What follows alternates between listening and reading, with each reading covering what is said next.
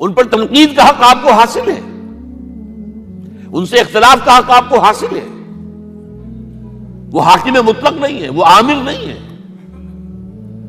آپ کو معلوم ہے کہ حضرت عمر پر ان کے کرتے کے اعتبار سے جو ہے وہ تنقید ہو گئی تھی. تنقید کرنے والا کون تھا؟ سلمان فارسی رضی اللہ تعالی عنہ، جن کے بارے میں حضور نے فرمایا سلمانو منا اہل البیت، یہ تو ہمارے اہل بیت میں سے ہے. اتنا قریب حضور حضرت عمر خطبہ دے رہے ہیں اور وہ کہتے ہیں کھڑے ہو کر لا سمع ولا طاعہ، نہ سنیں گے نہ اطاعت کریں گے. کلمہ بغاوت ہے. تو کوئی ناگواری کا احساس نہیں. مجمع عام میں بات ہو رہی ہے. کیوں کیا بات ہے؟ یہ جو کرتا آپ نے پہنا ہے یہ ان یمنی چادروں سے بنا ہے جو مال غنیمت میں آئی تھی، اور جتنی ٹکڑا جو ہے ہر مسلمان کو ملا اس سے کرتا نہیں بنتا، اور آپ ہے بھی طویل القامت، آپ کا کرتا کیسے بن گیا؟ فرماتے ہیں عبداللہ سے، اپنے بیٹے سے، عبداللہ ابن عمر رضی اللہ تعالیٰ عنہ، عبداللہ تم وضاحت کر دو. وہ کھڑے ہو کے کہتے ہیں نہ میرا کرتا بن رہا تھا نہ ابا جان کا، میں نے اپنے حصے کا کپڑا ابا جان کو دیا ہے، اس سے یہ کرتا بنا. الآن نسمع ونطیع، بس اب اس کے بعد آپ فرمائیے، آپ جو کہیں گے سنیں گے اور اطاعت کریں گے. یہ متوازن نظام، نہ ڈکٹیٹریت ہے کہ کوئی بول نہیں سکتا.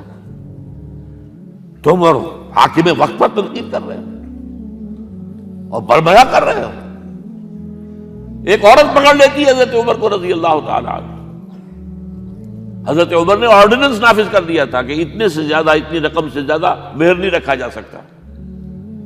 کہ عمر تم کون ہوتے ہو ہمارے حق کے اوپر پابندی لگانے والے؟ جب قرآن میں ہے وَآتَيْتُمْ إِحْدَاهُنَّ قِنْطَارًا، چاہے تم نے اپنی کسی بیوی کو ڈھیروں سونا دیا ہو تب بھی طلاق کی شکل میں واپس نہیں دے سکتے. قرآن قنطار کہہ رہا ہے، آپ کون ہیں روکنے والے؟ اور حضرت عمر فرماتے ہیں آج ایک عورت نے عمر کو دین سکھایا، آرڈیننس واپس. اسی طریقے کا معاملہ حضرت عمر کا یہ اجتہاد تھا کہ یہ جو زمینیں اتنی بڑی بڑی جو ہے سواد، عراق، ایران، مصر سب فتح ہو گئے، چند ہزار صحابہ. اب مطالبہ یہ تھا کہ یہ مال غنیمت ہمارے اندر تقسیم کر دیجیے.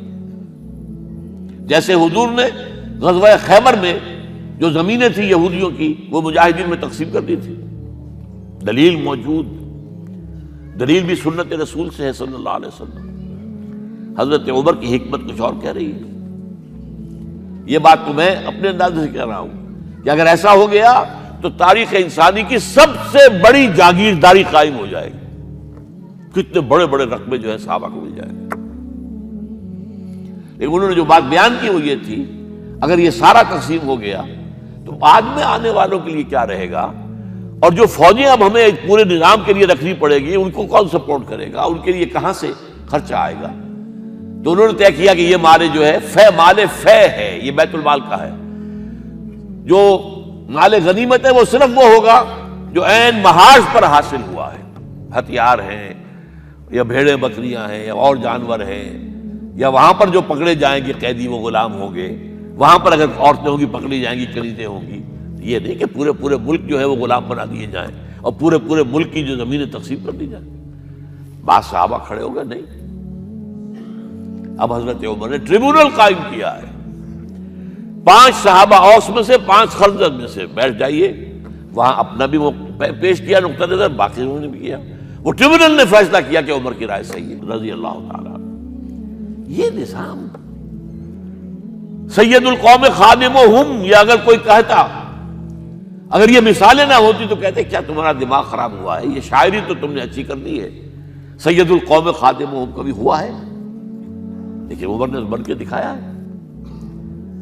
رات کے گشت پر ہے اور ایک عورت کے کراہنے کی آواز آئی ہے، معلوم ہوا کہ درد ذہن میں مبتلا ہے اور کوئی اس کے اٹینڈ کرنے والی کوئی خاتون نہیں ہے. گھر سے گئے ہیں، فرسٹ لیڈی اپنی اہلیہ کو لے کر آئے ہیں، انہوں نے اٹینڈ کیا ہے، اور اس کے بعد بچہ ہو گیا تو اندر سے ان کی اہلیہ کا امیر المومنین مبارک ہو بیٹا ہوا ہے. ایک اور دفعہ اسی طریقے سے گشت پر تھے، ایک گھر میں سے بچوں کے رونے کی آواز آئی. معلوم کیا کہ ایک خاتون ہے اور بچے ہیں، کھانے کو کچھ ہے نہیں. اس خاتون نے کہا میں نے یہ آگ کے اوپر جو ہے ہانڈی رکھی، اس میں پانی ہے، اور بچوں کو میں بہلا رہی ہوں کہ کچھ پک رہا ہے، ٹھہرو ذرا صبر کر لو، اسی طرح سو جائیں گے بھوکے۔ کانپ گئے حضرت عمر، گئے بیت المال سے اور بوری گندم کی لے کر اپنے کندھے پر، اپنے غلام سے کہا میرے کندھے پر رکھا، اس نے کہا میں لے چلتا ہوں حضور۔ نہیں، قیامت کے دن تم میرا بوجھ نہیں اٹھا سکو گے۔ اور وہ اپنے کندھے پر لاد کر لائے ہیں اور وہاں کھانا تیار کروایا، بچوں کو کھلایا ہے۔ یہ نظام، یہ ہے رحمت للعالمینی کا مظہر۔ یہ جان لیجئے سیرت محمدی صلی اللہ علیہ وسلم کے جب آپ مطالعہ کرتے ہیں کہ وہ سارا انقلابی جدوجہد کا دور ہے، اس میں ابھی نظام کی جو خوبیاں ہیں وہ پورے طور پر سامنے نہیں آئی تھی۔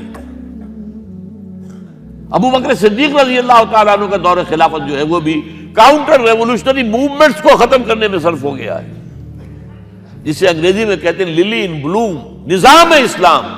اسلام کا نظام عدل اجتماعی جو ہے ایک کھلے ہوئے پھول کی طرح نظر آئے گا حضرت عمر رضی اللہ تعالیٰ عنہ کے دور خلافت میں۔ مساوات کا اندازہ آپ کر سکتے؟ کوئی خلیفہ وقت سفر کر رہا ہے بیت المقدس کا، کتنے کئی سو میل، میرے کم سے کم 500 میل تو ہوگا مدینے سے بیت المقدس۔ ایک اونٹنی ہے، ایک خادم ساتھ ہے، اسی اونٹنی کے اوپر راشن بھی ہے راستے کا، لہذا ایک وقت میں ایک آدمی سوار ہو سکتا ہے، دو نہیں۔ ایک منزل خلیفہ اوپر بیٹھے ہیں اور خادم آگے چل رہا ہے نکیل پکڑ کر، ایک اگلی منزل میں خادم اوپر بیٹھا ہے اور خلیفہ آگے جو ہے نکیل پکڑ کر چل رہا ہے۔ جب آخری منزل آئی تو وہ خادم کی باری تھی اوپر بیٹھنے کی، اس نے ہاتھ جوڑ دیے کہ خدا کے لیے لوگ کیا کہیں گے، مجھے کہیں گے تمہاری یہ جرت۔ فرمایا نہیں، الدور دورک، نہیں، یہ تو حساب کا معاملہ ہے، میتھمیٹکس کا معاملہ ہے، یہ تمہاری باری ہے، بیٹھو۔ یہ بلندیاں، یہ عظمتیں، یہ عدل، یہ انصاف، اور پھر یہ کہ بوریا نشین، کوئی محل نہیں۔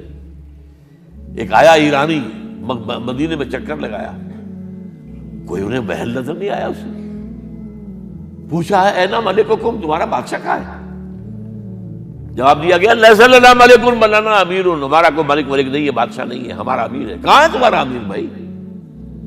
وہ بیت المال کے کچھ اونٹ گم ہو گئے تھے، سب تلاش کر چکے، نہیں ملا، ہمارا خلیفہ خود گیا ہے۔